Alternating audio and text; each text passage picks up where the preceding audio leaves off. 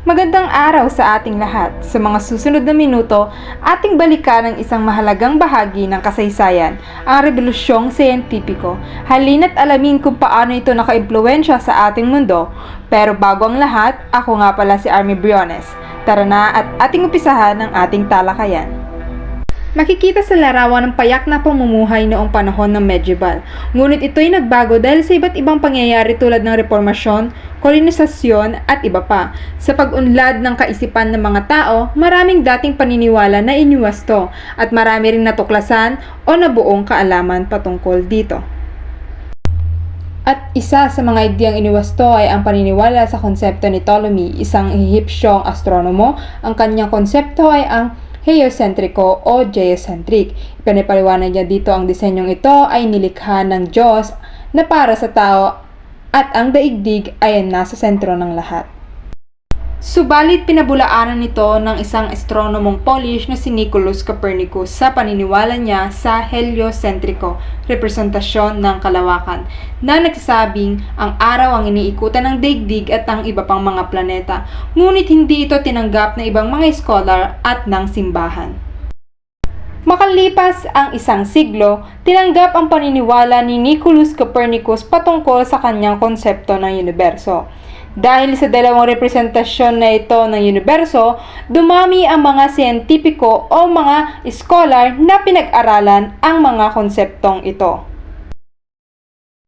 Isa na rito si Galileo Galilei, isang Italianong siyentipiko na nagpatotoo sa mga ideya ni Nicolaus Copernicus.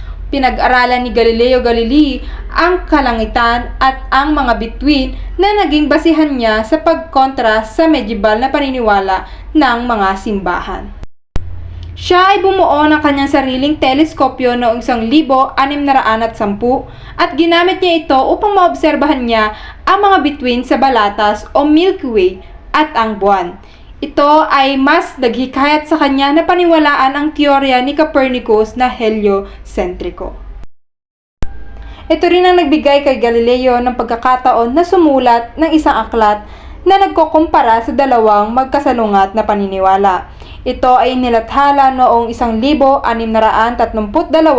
at pinahamagatang itong Dialogue Concerning the Two Chief World System.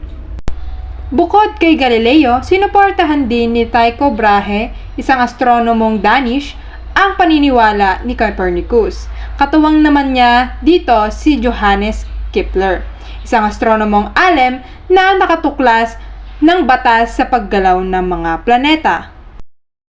Nang dahil sa batas na natuklasan ni Johannes Kepler, na siyang naging basihan naman ng pag-aaral ni Isaac Newton, isang Ingles na siyentipiko at matematiko na nagbigay ng malaking kontribusyon sa larangan ng pisika, partikular na sa kanyang batas ng grabitasyon at batas ng kilos, kaya naman tinagurian siyang ama ng modernong pisika.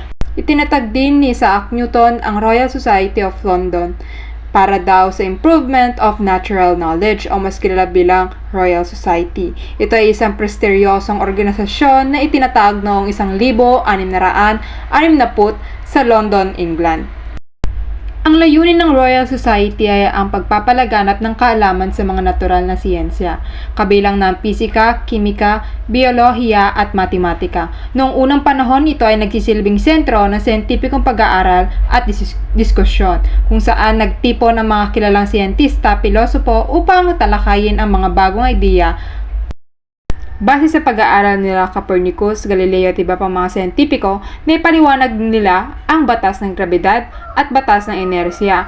Ang kanilang mga ideya ay nakasulat sa aklat na pinamagatang Mathematical Principle of Natural Philosophy o mas kilala bilang Principia na inalathala noong 1687. Dahil dito nagkaroon ng iba pang mga siyentipiko na nahikayat at nainganyo na pag-aralan ang larangan ng agham.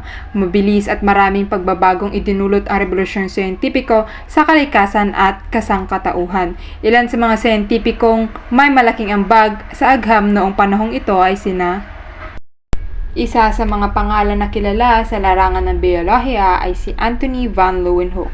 Siya ay isang Olandes na nag-aral ng mga bakterya at protozoa gamit ang mas pinahusay na mikroskopyo. Siya ay tinaguriang ama ng microbiolohiya.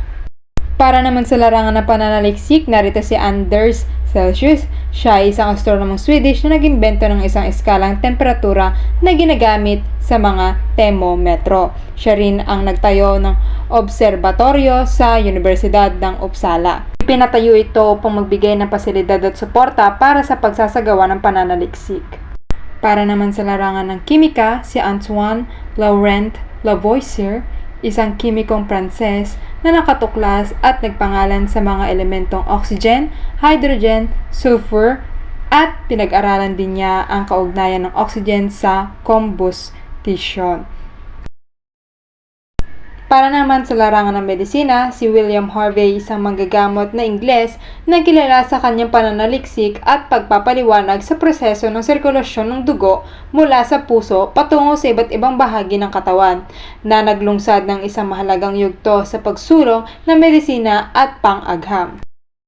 At para naman sa larangan ng pisika, nariyan si Alessandro Volta, isang pisikong Italyano na kilala sa kanyang mga kontribusyon sa larangan ng pisika, kabilang na ang kanyang pag-imbento ng elektrikong baterya na nagpapadala ng tuloy-tuloy na kuryente, at siya rin ang nakatuklas ng methane. Hanggang sa kasalukuyan, patuloy pa rin nating nararanasan ang epekto ng revolusyong siyentipiko sa ating pang-araw-araw na buhay. Ito ay patuloy na nagdudulot ng mga pag-unlad sa medisina, agham at teknolohiya.